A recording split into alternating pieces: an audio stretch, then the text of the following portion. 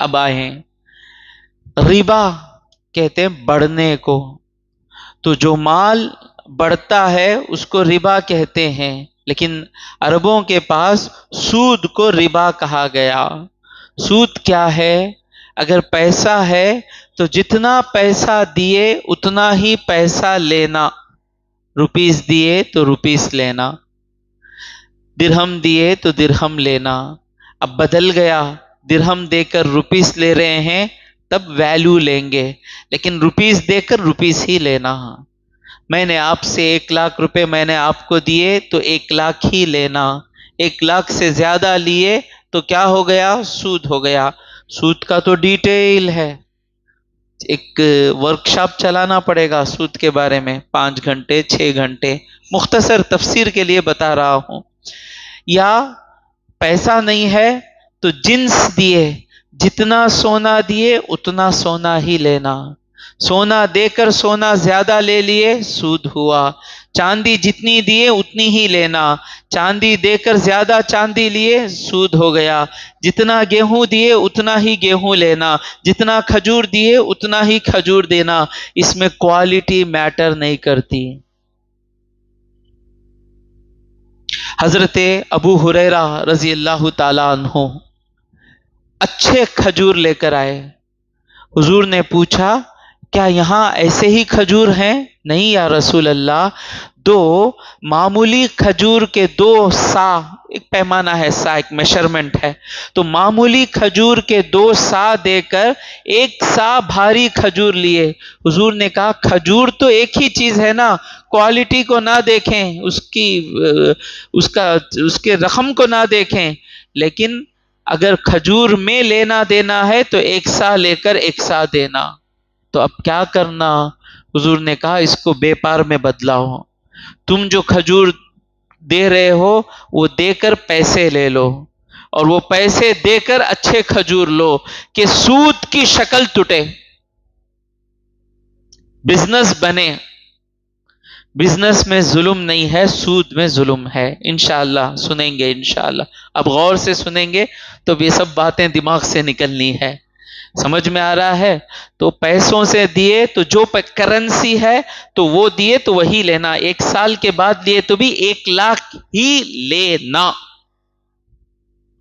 سونا چاندی جو بھی کپڑا گپڑا لیے ایک ہی کپڑا ہے، کپڑے میں بدل سکتا ہے، کھجور ایک ہی رہے گا، گیہوں ایک ہی رہے گی، لیکن کپڑا یہ ہے ریشم کا کپڑا ہے، یہ ہے کاٹن ہے، تو اس میں ویلیو چلے گی، لیکن ایک ہی قسم کا کپڑا ہے زیادہ نہیں لینا۔ سمجھ میں آ گیا؟ مختصر سا بیان سود کا۔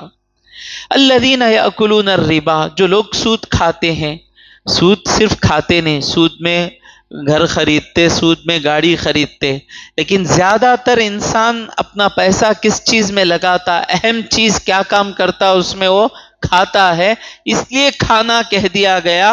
تو سود لینے والے کے لیے بڑا عذاب ہے، نہیں لینا، اتنا بڑا عذاب ہے کہ حضور حدیث میں، یہاں تو سود لینے والا، سود لینے والے کو وعید آئی، حدیث میں حضور نے کہا جو سود دیتا ہے اس پر بھی لعنت، جو سود لکھتا ہے اس پر بھی لعنت، جو سود پر گواہ بنتا ہے اس پر بھی لعنت۔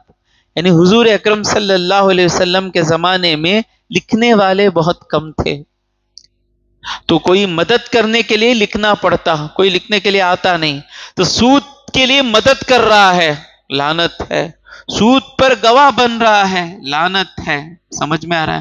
اب رہا بینک میں کام کرنا اور انشورنس کا، یہ سب پرسنلی آ کر آپ پوچھیں، ڈائریکٹ یہ جو حکم ہے کسی کا کام ہی سود خوری کا ہے، کام ہی سود خوری کر رہا ہے، ویسے جگہ آپ جا کر لکھنے بیٹھ گئے پھنس جائیں گے۔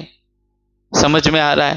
اب وہ بینک وغیرہ میں دوسرے کام بھی ہوتے ہیں، بہت سے دوسرے کام بھی چلتے ہیں، وہاں پہ آپ کی ایل سی اوپن ہوتی ہے، کرنٹ اکاؤنٹ ہوتا ہے، بزنس چلتا ہے، تو صرف وہ کام نہیں چلتا، تو اس کے فتوے الگ ہیں، پرسنلی آ کر پوچھیں تفسیر، لیکن سود میں ڈائریکٹ انوالومنٹ نہیں۔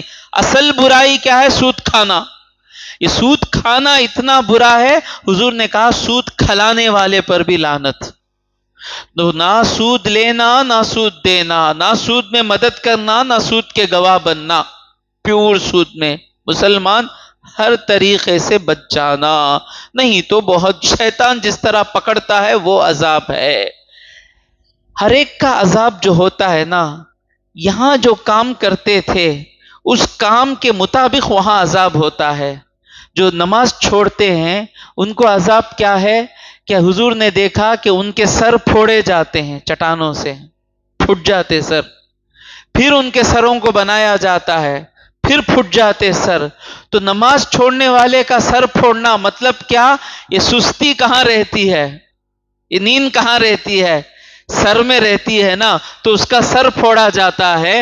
تو سود خور دوسرے لفظوں میں آیا، ان کے پیٹ اتنے بڑے ہو جائیں گے کہ ان کے پیٹ بڑے رہنے کی وجہ سے کھڑ نہیں سکیں گے۔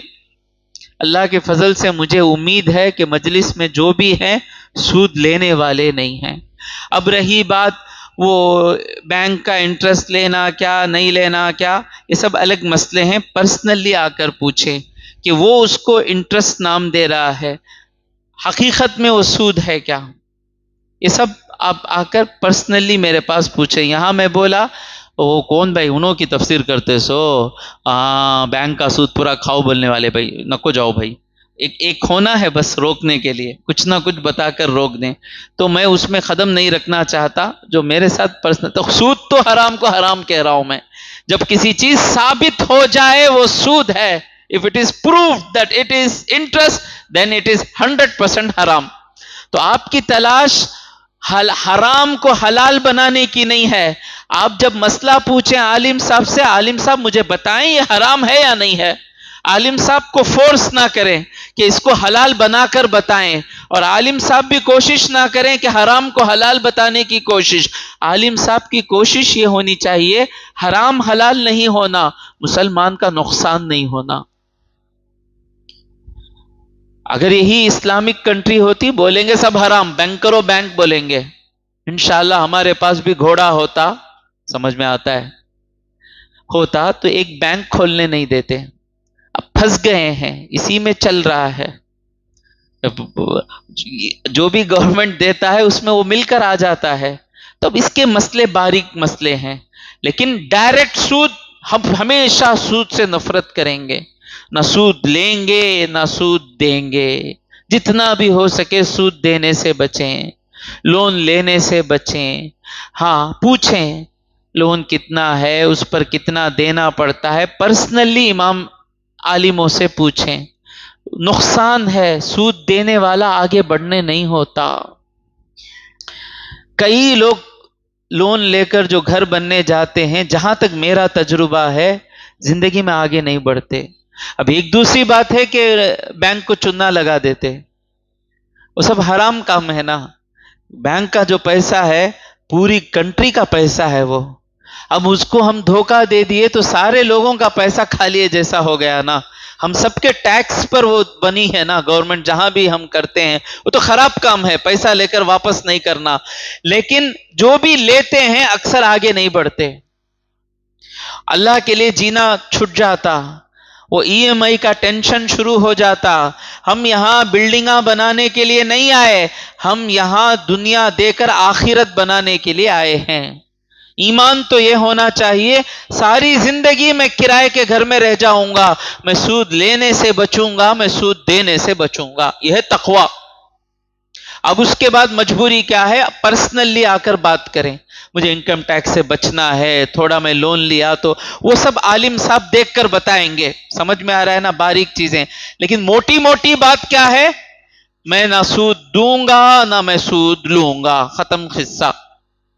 انشاءاللہ اگر اللہ حکومت دے دے قرآن کے سائے میں، تو سود کا سسٹم جو یہودی بنا کر بیٹھا ہے، یہ سارے سود کے سسٹم کو ختم کریں گے انشاءاللہ۔